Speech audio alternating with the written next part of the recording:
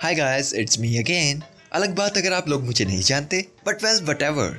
तो सबसे पहले एक चीज को क्लियर कर देता हूँ, डिफरेंस बिटवीन कॉमिक्स सिर्फ उनके लिए जिन्हें नहीं पता। ब्लैक एंड व्हाइट मांगा होती है जो कि जापान में बनती है, एंड ऑफ कोर्स दोजिंशी भी। और मांगा होती है जो स्ट्रेट ऊपर से लेकर नीचे तक चलती है और कलरफुल होती है, एंड मोस्टली साउथ कोरिया में बनती है। और जो मानवा होती है वो चाइना में बनती है। लेकिन छोड़ो, मैं तो बिली कॉमिक का रिव्यू करने वाला हूँ।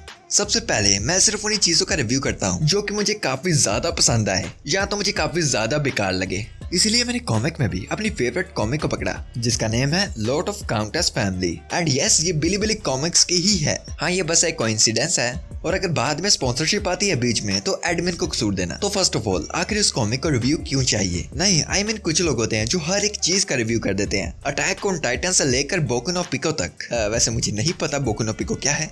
रिव्यू आप एक चीज का इसीलिए देते हो जब आप अपने आप में एक्सपीरियंस किए गए मजे को बाकियों के साथ शेयर करना चाहते हो। तो इसलिए रिव्यू के पहले पॉइंट प्लॉट पर आते हैं, जो आपको दूर दूर तक नहीं दिखेगा बल्कि पास में ही दिख जाएगा। ओके, सो अब से बेकार जोक्स नहीं। कहानी की स्टार्टिंग इसेकाई मामले से तो काफी ज्यादा नॉर्मल सी है। आई मीन वही normal typical isekai. Main character एक नॉवल पढ़ते पढ़ते सो जाता है, और न जाने ही क्यों जब वो जागता है वो उसी नॉवल के वर्ल्ड में होता है, बट एक साइड कैरेक्टर की बॉडी में। मतलब मेरा इन्हें बस कैरेक्टर को दूसरी दुनिया में पहुंचाना होता है। फर्क नहीं पड़ता कैसे पहुंचाओ, किसी को क्या ही फर्क पड़ेगा। नहीं, मे भी शायद पड़ भी सकता है अगर ये बाद में कुछ एक्सप्लेनेशन देते हैं इसके नॉवल के अंदर आने का।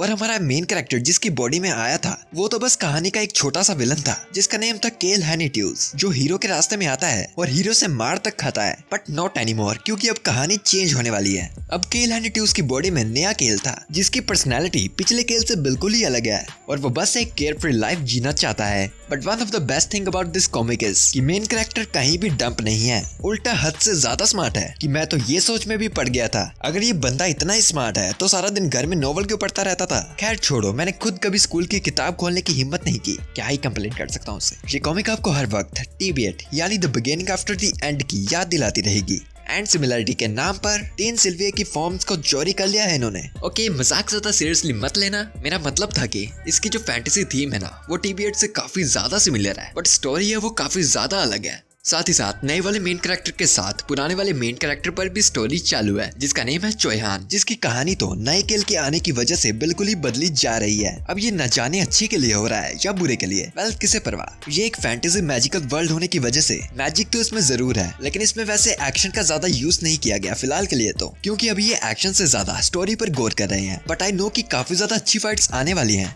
इस कहानी में कुछ बोरिंग कैरेक्टर्स तो होंगे ही, लेकिन कुछ ऐसे कैरेक्टर्स भी हैं जो आपका मूड हमेशा लाइट रखेंगे। एंड जैसा कि कॉमिक के टैग्स में नहीं दिखाया गया, वैसे ही इस कहानी में रोमांस तो बिल्कुल भी नहीं है। एंड आई डोंट थिंक कि आगे चलकर भी इसमें रोमांस आएगा। तो जब मैंने इस कॉमिक को पढ़ा था, दिन से लेकर रात तक मेरी आंखें खुली थी, क्योंकि मैंने लगातार 60 चैप्टर्स रीड किए थे।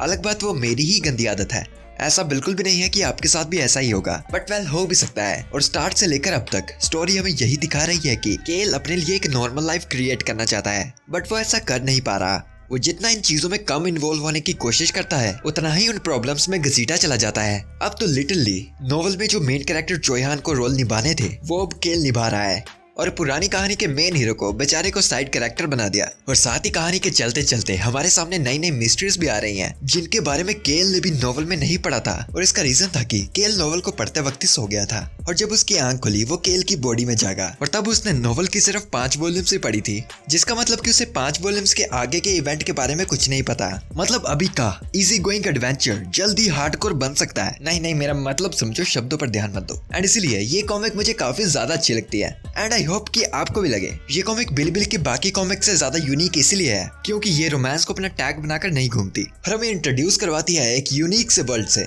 जो स्टिल बिल्ड हो रहा है अलग अलग कैरेक्टर्स के साथ। और अब मैं आपको इसकी गिनी चुनी बुराइयों के बारे में बताता हूँ, जो कि वेल ज्यादा सीरियस तो नहीं है, बट मैं फिर भी सुना देता हूँ। फर्स्ट ऑफ ऑल, ये कॉमिक स्टार्टिंग से थोड़ी ज्यादा स्लो पेस चलती है। इसको अगर हम गलत तरीके से देखें तो ये चीज लोगों को जल्दी ही बोर कर सकती है। मतलब आपके छुपाए गए सरप्राइज देखने से पहले ही लोग भाग जाएंगे। लेकिन गुड वे के मामले में देखें तो ये डेवलपमेंट के मामले में काफी अच्छी चीज है, जस्ट लाइक TBAT। और सेकंड ऑफ ऑल, राइटर ने सच में TB8 से काफी ज्यादा इंस्पिरेशन ली है। पहले तो कैट्स के डिजाइन में, फिर तो ड्रैगन के डिजाइन में, और फिर केल के कैरेक्टर में, जो कि जस्ट लाइक ऑथर स्मार्ट है। और अगर ये सब एक कॉन्फिडेंस है तो ये काफी अच्छी बात है। अरे ये तो वेल वही बात हो गई ना, ग्रेट माइंड्स थिंक्स अलाइक। बाकी तो फिर मेरी भी कोई कंप्लेंट नहीं है सीरीज से। इस कॉमिक को वेल आप बिलीबिली कॉमिक्स पर फ्री में पढ़ सकते हो। वेबसाइट का लिंक आपको डिस्क्रिप्शन और पिन कमेंट में मिल जाएगा। एंड याद रखना, कॉमिक का नेम है Lord of the countess family. आप सभी लोगों का काम इजी करने बैठा जो हूँ मैं। एंड द रीजन मैंने बाकी मांगा मानवा को छोड़कर इस कॉमिक पर वीडियो बनाई, जो कि सिर्फ बिलीबिली पर अवेलेबल है, it's because this video sponsored by Bilibili comics.